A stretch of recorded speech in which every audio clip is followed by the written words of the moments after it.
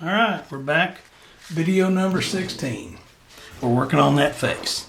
And faces, to me, are relatively easy, although a lot of people find them hard. I guess they're easy for me because it's what I started with. Anyway,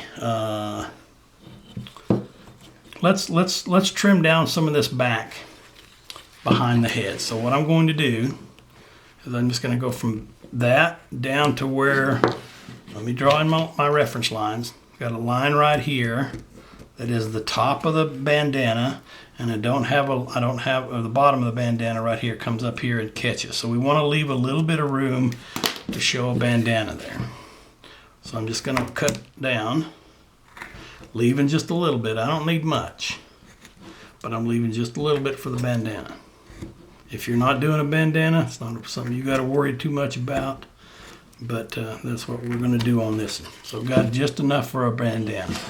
I'll do it up to the head too, because this is where the hair is going to be. I'm going to draw some hair in there, get it, or cut some hair in there, get that working. Doesn't take much when we start to get where we need to go. I'm going to drop that fishtail, and I'm just going to make a cut right there where the top of the bandana is. I can get in here better with that pointed knife than I can with the fishtail. But starting to get the profile of this head a little bit more, because I want some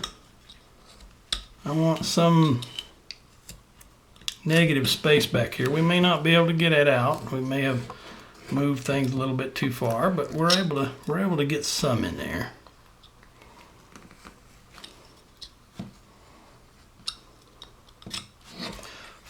See what I'm saying? Now there are some head features that we'll talk about when we get there, but let's work on this side too. We got that bandana coming over here. Here's the top of the bandana, bottom of the bandana. And so we can make that cut right along there.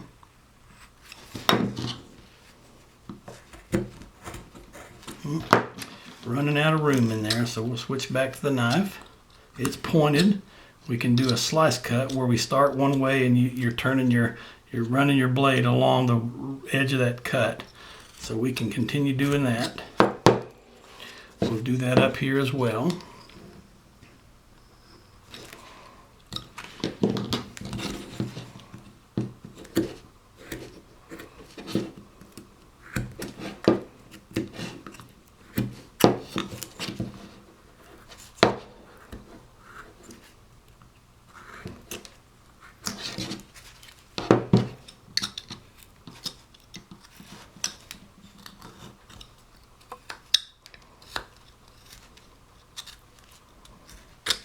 Alright, you can see that bandana coming around both sides. We'll trim that up a little bit more, but we've roughly got where we needed to go in terms of the head. There's a few more things we'll do. I think I might dig out a real skinny knife and see how far back under here, under this hat, we can get on both sides, but we're not worried about that right now.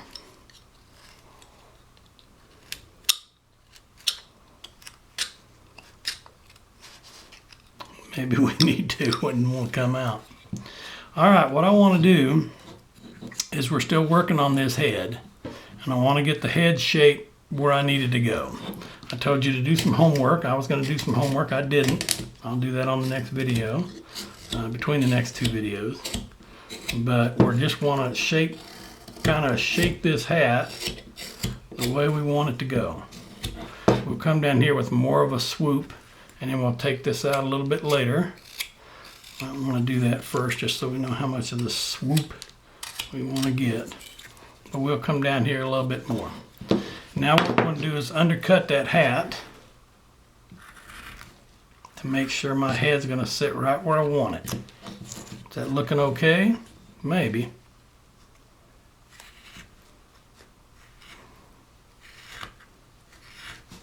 All I'm doing is just recessing that hat a little bit more behind that head, or around that head. And that'll give me an opportunity to trim that back a little bit more, and I think we've just about got that face moved back where we needed to. A little more cleanup cuts here Although we're going to undercut this in a little bit, make it look like it's sitting on there. Take some of that fuzzy stuff off of there. All right. I got the face about where I want it. This is going to be the bottom of my nose. So I'm going to have a piece coming up here like that. And it's not going to be real far. It's not going to be real dry. So here's the edge of the nose. Should be at the bottom of the ear. We'll make those ears a little bit smaller, but this gives us enough room to put in a good sized mustache. All right, so working on this nose, I'm gonna go right there at the bottom of the nose. I'm actually gonna give myself a little bit more flexibility and then take that out. You start to see it poke out of there.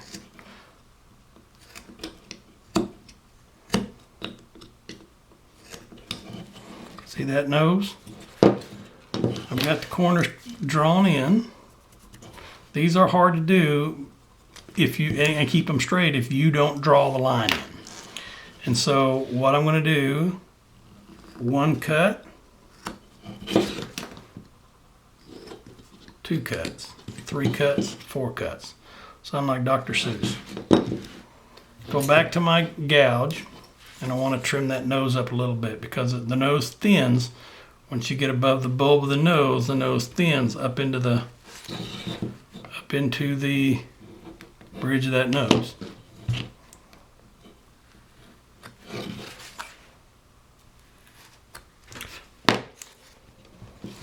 Okay.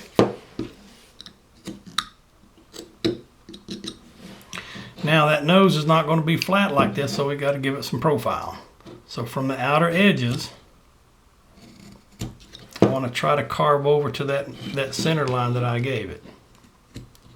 I'm not taking off a whole lot because the more you take off now, the thinner that nose gets to be. A little bit more off down here, and we'll creep up to that. We'll creep up to what we're looking for in terms of shape of the nose. But there's that nose. Okay. On a man's mustache, it starts underneath the nostril here, but sometimes we like to move it back and make it come out the side of the nares. That's not matching up. Let me add a little bit more here. The problem you run into when you start drawing on wood that's been cut in is a flat surface you can draw on. One that has dips and valleys, it makes it really hard. I like that mustache, so what we're going to do is take a small V-tool, not a small one, but a smaller one, mid-size one, and we'll just cut that line out, being careful not to slam into the nose. And here's what you've got to run into when you're carving faces. If you put a mustache on a carved face, do you also need to do the smile lines? Because normally you've got smile lines. If this is the bulb of the nose and we've got a nares here and a nares here, the smile lines usually start up there. But if you do a mustache, you're going to take that out anyway. And so let me show you what I mean. Here's the nares. I'm going to take this gouge right here and I'm going to outline the nares. Just going to go straight into the face. So hopefully now you can see where I've cut in for the nares to round that nose, the bulb of the nose. Okay? If I do what I normally do and take out that sliver around what I cut, it starts to make this nose a little more rounded down here at the bottom than I had it to start with. So can you see the difference in the cut over here? And I haven't done it over here. So it separates that nose from the face, from the cheekbone. So let's do that over here.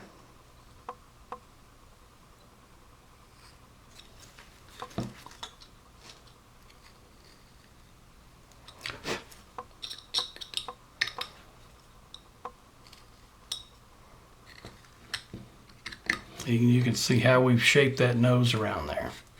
since we already have this line right here for the mustache, I don't know that I want another line up here. So what I'm going to do is I'm just going to draw that line, or cut that line in to the outside of where I'm going to put the mustache. I'm going to come back in, I'm going to take a little bit off mustache side, not much. That's not much. And then I'll take more off the other side. I want to indent that face back behind the mustache a little bit more. Hopefully you can see that. Makes that nose stick out, and it gives me cheekbones here that I can adjust, and I can further define. So I'll do that to both sides. Make that cut in here. I'll take a little bit more out here, all the way down, and then cut that part out. You can see how we've got some strong cheekbones. For caricature carvers, there's nothing wrong with strong cuts.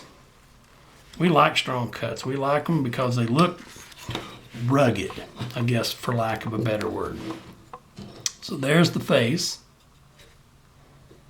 Now on the eyes, what I'm going to do, I'm going to make let me grab another different size gouge. This might be too big, but I don't think so. You got to remember that the eye mound goes all the way back into the temple mound.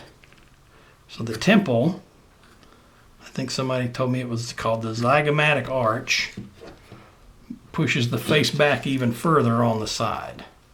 This is why glass manufacturers made it with temple pieces, I'm not sure what those things are called, eyepieces. Whatever your glasses thing sets on to go behind their ears. Now we've made that, now we've shaped that face a little bit more. And usually I like to go in here and do it and accentuate that with a knife so that you can see that face. I like that extra cut there. Start right below the cheekbone. Undercut the eyebrow just a little bit, not much. It changes the shape of that face. It allows you to have some narrow, when I told you in one of the earlier videos, it was like a diamond. It comes out and then goes back in, out and goes back in. So it goes from the up here at the upper temple to the cheekbone. If you're like most humans, you have cheekbones out here, and then you curl back in. So we'll take some of that back in here and some of that back in here to accentuate that. But right now, we got some pretty high cheekbones. That looks like a fairly decent face. What we have to also understand is that we've got a great big ear that's out of proportion for what we're doing. So there's a couple of things we can do to do that.